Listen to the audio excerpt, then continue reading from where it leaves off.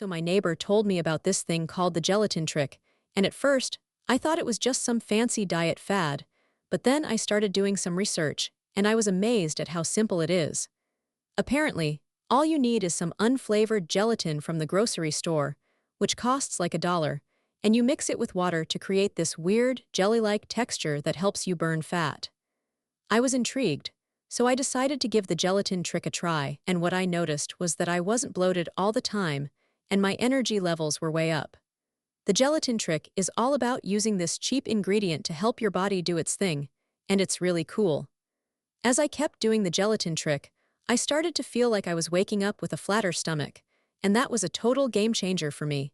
If you want to learn more about how to use the gelatin trick to burn fat, I've got a link in the description below that'll take you to a more in-depth explanation, and I've also pinned a comment with some tips to get you started with the gelatin trick. Check it out and see how it works for you.